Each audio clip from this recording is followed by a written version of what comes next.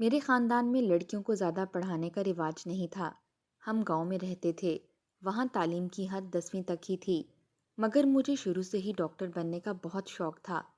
یہی خواب دیکھتی میں جوان ہو رہی تھی۔ میں اپنے خاندان کی سب سے حسین لڑکی تھی، جس کی وجہ سے میری اماں مجھے اکیلے گھر سے نکلنے نہیں دیتی تھی۔ مجھے ان کی اس عادت سے غصہ آتا تھا۔ میں نے کئی بار انہیں ٹوکنا چاہا، مگر وہ ہر بار ایک ہی بات کہتیں، دیکھ میری بچی، میں تیری حفاظت کرتی ہوں، زمانہ بہت خراب ہے، اس لیے تیرے ساتھ چلتی ہوں۔ ہر جگہ اماں محبت سے یہی سمجھاتی تھی کہ باہر اکیلے مت نکلنا۔ مجھے الجھن ہوتی تھی۔ اسی طرح میرا میٹرک مکمل ہو گیا۔ اب مجھے کالج کی پڑھائی کرنی تھی، اس لیے شہر جانا تھا، وہاں جا کر پڑھائی جاری رکھ سکتی تھی۔ میں اسی سوچ میں رہتی کہ کس طرح ابا کو راضی کروں، مگر کوئی سمجھ نہیں آ رہا تھا۔ میں نے رات کا کھانا بنایا اور سب کو دیا۔ کھانا کھا کر ابا اور اماں بیٹھک میں بیٹھ گئے۔ عام طور پر ابا اماں کے ساتھ تبھی وہاں بیٹھتے تھے جب کچھ بات کرنی ہو، اور جب وہ وہاں بیٹھے ہوتے تو ہمیں ادھر جانے کی اجازت نہ ہوتی تھی۔ میں نے چائے بنائی اور پیالیوں میں ڈالی، انہیں دینے چلی گئی۔ سوچا ان سے بات بھی کروں گی۔ ابھی میں بیٹھک کے کمرے تک گئی تھی جب دروازے کے پاس جاتے میرے قدم رکے۔ اندر ہوتی گفتگو سن کر میرے قدم پتھرا گئے، ہاتھ کانپنے لگے۔ بامشکل میں نے ٹرے سنبھالی اور اندر گئی۔ میری آنکھیں پانی سے بھر گئیں۔ میں نے انہیں چائے دی اور واپس جانے لگی۔ جب ابا نے آواز دی، میں نے پلٹ کر دیکھا اور سر جھکا لیا۔ تم یہیں پر بیٹھو، کھڑی کیوں ہو؟ ابا کے کہنے پر میں اماں کے ساتھ ہی بیٹھ گئی، مگر اگلے ہی لمحے جھٹکے سے اٹھی۔ ابا، میں یہ نہیں کر سکتی۔ نہ جانے یہ کیسے کہہ دیا تھا، شاید میں نے اپنی بربادی دیکھی تھی، تبھی اتنی ہمت آ گئی۔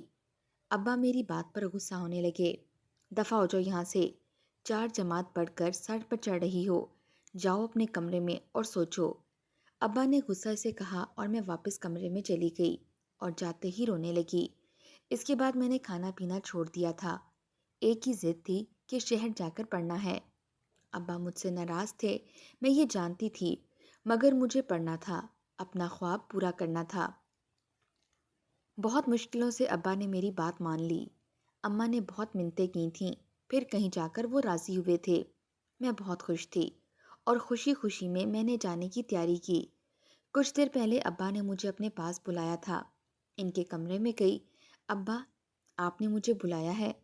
میں نے خوشی سے کہا، مگر ان کی اگلی بات پر میرے قدموں تلے سے زمین کھسک گئی۔ میں بے یقینی سے ابا کو دیکھ رہی تھی۔ یقین نہیں ہو رہا تھا کہ وہ یہ بات کہہ رہے ہیں۔ اب جا سکتی ہو، اور میری یہ بات یاد رکھنا۔ ابا نے کہا تو میں مرے قدموں سے باہر نکلی۔ میرا رخ باہر کی جانب تھا۔ کیا باپ بیٹی سے ایسی بات کر سکتا ہے؟ کیا ابا کو مجھ پر یقین نہیں تھا؟ وہ کیوں ایسی باتیں کر رہے تھے؟ میرے ذہن میں سوال تھے، مگر جواب کوئی بھی نہیں تھا۔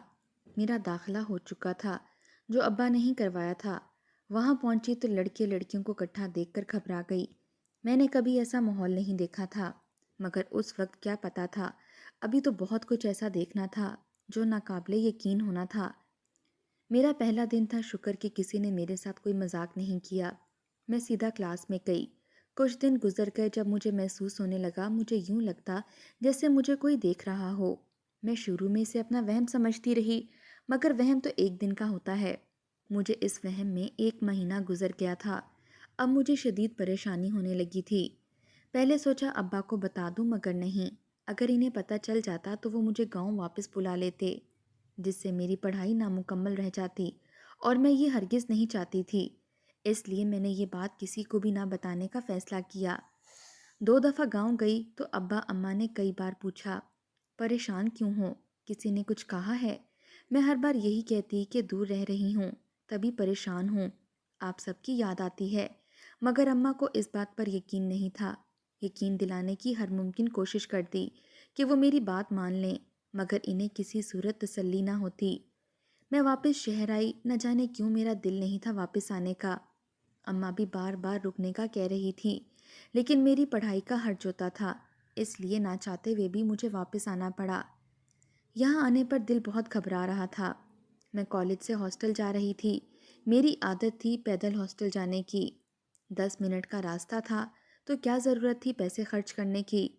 उस दिन जब मैं वापस जा रही थी मुझे लगा जैसे कोई मेरा पीछा कर रहा है।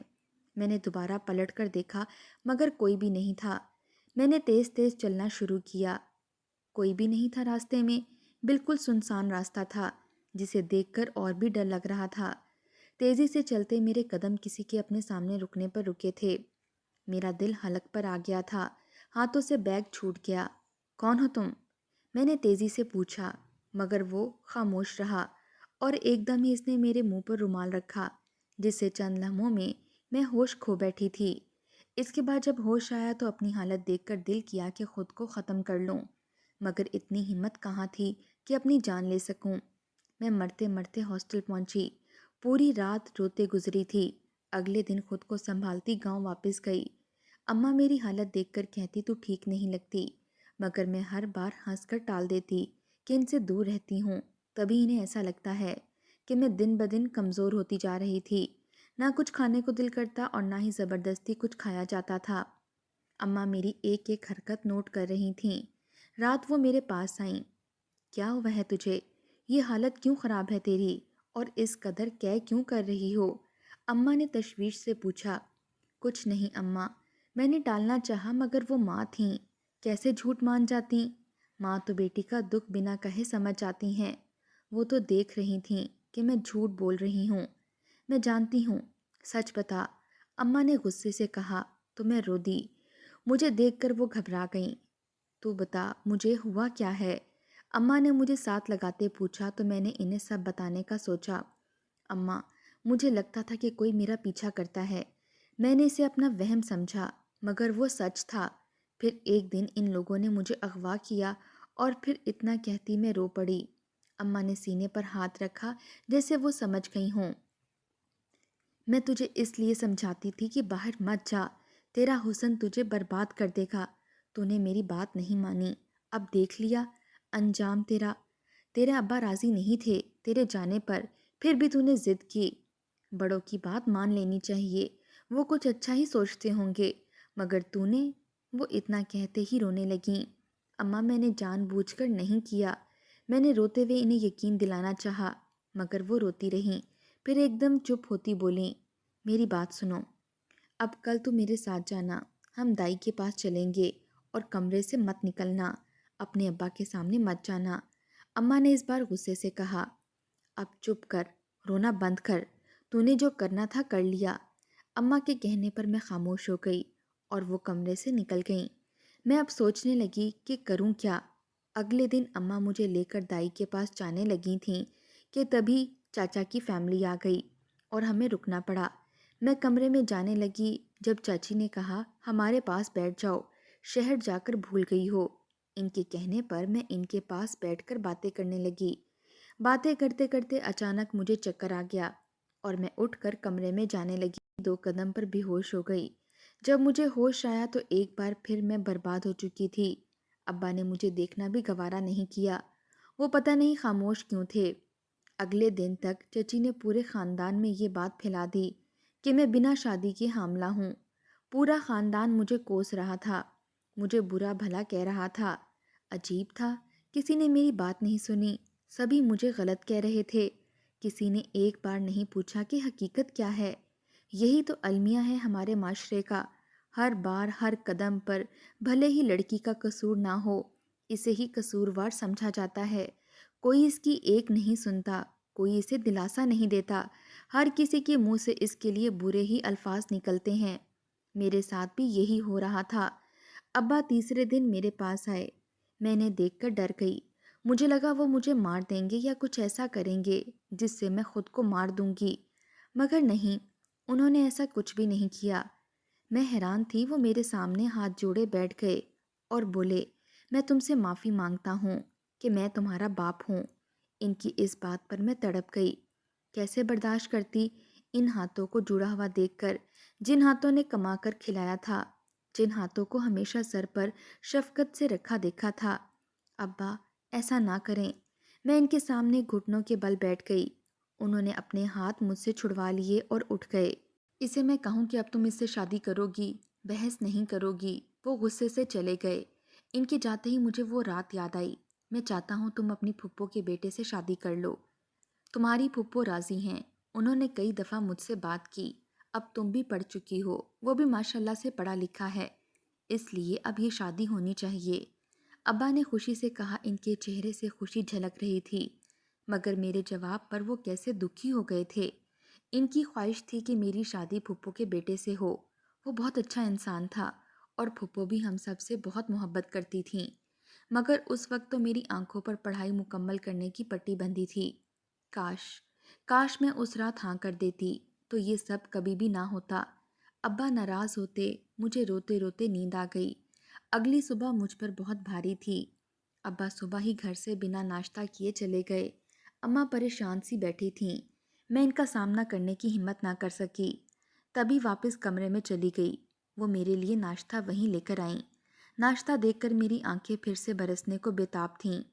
माँ बाप औलाद का कितना करते हैं और हम कितनी बार इन्हें ठुकराते हैं, इनकी बातें रद्द करते हैं। माँ तो हर बार पहले से भी ज़्यादा मजबूती से खड़ी होती है कि औलाद को सहारा दे सके, औलाद को दुख ना मिले, कभी किसी मोड़ पर औलाद तन्हा ना हो। यही हाल मेरी माँ का भी था। वो मेरे साथ खड़ी थीं। शाम को अब्बा आए तो कंधे झुके हुए थे। मेरी वजह से वो सर झुकाकर चलते थे। न जाने ये लोग कितनी बातें करते होंगे। कॉलेज जाने की गलती ने मुझे रुस्वा कर दिया था। काश वो लड़का सोच लेता तो मैं इस रास्ते की मुसाफिर ना होती। या काश मैं ही जाने से पहले अब्बा की कही बात पर अमल कर लेती तो खुद उस जगह ना होती। मगर अब क्या फ़ायदा था, अब तो सब कुछ गंवा दिया था। मेरे अब्बा फूफो के घर गए थे कि शायद वो अब भी अपने बेटे के लिए मेरा हाथ मांग लें, मगर उन्होंने इनकार कर दिया, जिसकी वजह से अब्बा इतने थके हुए लग रहे थे। इन्हें फिक्र थी कि अब इनकी बेटी कहाँ जाएगी। इसी तरह हर दर्द से अब्बा को इनकार हुआ। पूरे ख़ानदान में कोई भी मुझसे शादी करने को राज़ी ना था। होता भी क्यों, एक बदकार लड़की से भला कोई शादी करेगा। लोग तो 10 कदम के फासले पर चलते हैं बदकिरदारों से, ये जाने बगैर कि बदकिरदार हम खुद नहीं बल्कि लोग हमें बना देते हैं। वो फूफो जो कल तक मेरा नाम यूं लेती थी जैसे पता नहीं कितनी मोहब्बत रखती हों, आज वही फूफो मेरे नाम पर तौबा कर रही थीं। अब्बा खामोशी से बैठे रहे। अम्मा ने खाने का कहा मगर नहीं खाया। मैं भी बगैर कुछ खाए सो गई, ये जाने बगैर कि अगली सुबह मुझ पर कैसी उतरने वाली है। मेरी आंख शोर से खुली। मैं एकदम जैसे डर गई। इस शोर पर न जाने अब क्या हुआ था। सबसे पहले ख्याल आया अब्बा का, कहीं इन्हें कुछ हो तो नहीं गया। नहीं, अल्लाह ना करे। खुद के वहम को रद्द करते हुए खुद को डांटे बगैर जूता पहना, मगर दरवाजे के पास जाते ही नज़र पड़ते ही कदम जैसे पत्थर के हो गए। दिल धड़कना भूल गया था। सामने का मंजर देखकर दिल में शिद्दत से दुआ की, आसमान मुझे उठा ले, ये ज़मीन अपनी आगोश में ले ले। इतनी बड़ी सज़ा, इतना बुरा अंजाम नहीं, इतनी गलती तो नहीं की थी मैंने। मैं तो अपने वालिदैन का सर फ़ख्र से बुलंद करना चाहती थी, मगर ये मैं क्या बन चुकी थी। इनके लिए ज़िल्लत का सामान बन गई और इस दिन तो इंतहा हो गई। काश काश ये देखने से पहले मैं मर जाती, मुझे मौत आ जाती। मगर हाय, हम जैसे लोगों को मौत कहाँ जल्दी आती है। मैं एक बार फिर शोर से होश में आई। सामने देखते भागकर अब्बा के पास गई। अब्बा, अब्बा। मैंने इनके चेहरे पर हाथ रखकर इन्हें पुकारा और रोने लगी। दिल फटने लगा था। अब्बा मुझे माफ़ कर दें, मैंने रोने के दौरान कहा। अम्मा भी रोने लगीं। बहन भाई सब मुझे नफ़रत से देख रहे थे। मेरे रोने में रवानी आई तो एक भाई ने सख्ती से मेरा बाजू पकड़ते मुझे उठाया। मैं लड़खड़ाती खड़ी हो गई। इसके लहजे पर मुझे हैरत हुई, मगर इसकी बातें मेरे लिए किसी खंजर से कम नहीं थीं। मैं बेयकीनी से इसे देख रही थी। इसने कभी मुझसे ऐसी बात नहीं की थी, तो अब वो कैसे यूं बोल रहा था। ये किस लहजे में वो मुझे मुखातिब कर रहा था। लेकिन मैं उस वक्त भूल गई कि पहले और अब में काफ़ी फ़र्क है। पहले की बात और थी और अब की बात और है। पहले मैं इसकी बहन थी, मगर अब मैं एक बदकिरदार थी। मैं मरे कदमों से वहाँ हटी और वापस कमरे में चली गई। बाहर अभी भी गांव के लोगों का शोर था, जो अब्बा से मुझे गांव से निकलने का कह रहे थे। अब्बा बैठे सर झुकाए न जाने क्या सोच रहे थे। मैं बंद कमरे में बैठी सोच में मगन थी। मुझे अब यहाँ से चले जाना चाहिए था। कब तक अपने माँ और बाप के लिए जिल्लत इकट्ठी करती रहूँगी। अब इन्हें आज़ाद कर देना चाहिए। मुझे इससे पहले कोई और या मेरे माँ बाप या मेरी माँ खुद मुझे निकाले, मुझे खुद ही निकल जाना चाहिए। मैंने खुद से कहा और रात होते ही वहाँ से निकल गई। रोते तड़पते मैं शहर की तरफ रवाना थी। मैं वहीं जा रही थी जहाँ से बर्बाद हुई थी। मुझे नहीं पता था कि मैं कहाँ जा रही हूँ, मेरी मंजिल कहाँ है। बस इतना पता था कि मैं अब वापस कभी नहीं जा सकूंगी। मैं वहीं रोड की तरफ बैठ गई। मेरे कानों में सुबह की कही भाई की बातें गूंज रही थीं। मेरा दिल दर्द से फटने के दर पर था। तुम्हारी वजह से बर्बाद हो रहे हैं हम, और तुम माफ़ी मांग रही हो। हैरत है तुम पर। तुम्हें चाहिए था कि तुम खुद को ख़त्म कर लो ताकि हमारे लिए कुछ आसानी हो, मगर नहीं। तुम तो यूं बैठी हो जैसे पता नहीं कौन सा कारनामा सर अंजाम दिया है जिसका खसारा नहीं होगा। तुम्हारे किए का खसारा हम अदा कर रहे हैं। तुम्हारी की गई गलती की सज़ा हमें मिलेगी। वो किस कदर बोल रहा था। मेरी गलती ना थी। मैंने जानबूझकर ये सब नहीं किया था। मुझे तो कुछ बनना था, अपना नाम बनाना था, मगर मेरा ख्वाब पूरा नहीं हो सका। मैं यूं ही रोती रही जब अचानक एक फ़कीर मेरे पास आया। मैं डर कर खड़ी हो गई। मेरा जिस्म खौफ से कांप रहा था। मैंने कांपती आवाज़ से इससे पूछा, कौन हो तुम? मेरे पास क्यों बैठे हो? इसने मेरी तरफ देखा और मेरे पांव पकड़ लिए। मेरी जान लबों पर आई, मगर इसकी अगली बात सुनकर मेरे कदमों से जान निकल गई। तुम मुझसे शादी कर लो, मैं तुम्हें बहुत खुश रखूंगा। वो बार बार यही कह रहा था। मैं ये नहीं कर सकती थी। मैंने रोते हुए कहा, क्यों? देखो, मैं तुम्हें कभी तंग नहीं करूंगा। जो तुम कहोगी वैसे करूंगा। इसने मिन्नत करते हुए हाथ जोड़े और गिड़गिड़ाने लगा, देखो मैं पाक नहीं हूँ।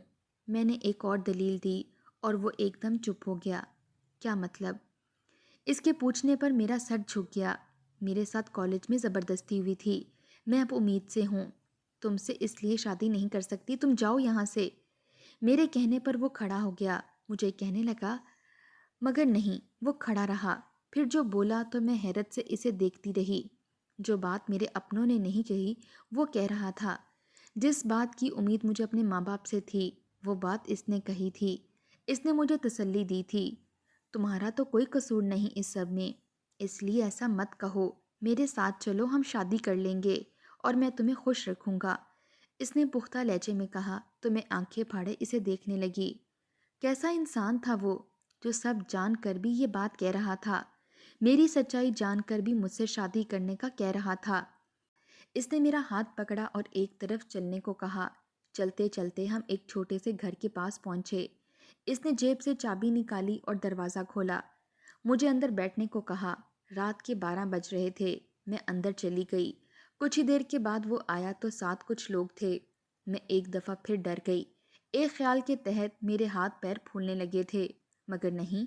मेरा ख्याल था वो मौलवी और कुछ गवाहों को साथ लाया था। कुछ ही देर में मेरा निकाह इससे हो गया। मैं अजीब कश्मकश में थी। न जाने मैंने सही किया था या गलत, मुझे समझ नहीं आ रही थी। मैं एक कमरे में बैठी थी जब वो मेरे पास बैठ गया। मुझे इसके चेहरे पर कुछ अजीब सा लगा था। मुझे तुम्हें कुछ बताना है, इसने धीमे से कहा। मैंने चौंक कर इसे देखा। भला क्या रहता था बताने वाला जो इसे मुझे अभी बताना था। मैंने दिल में सोचा, मगर अगले ही लम्हे मेरा दिल किया कि मैं खुद को मार दूं। इस जिंदगी से मरना ही बेहतर था। ऐसे हम सफ़र से तो तन्हा रहना बेहतर था।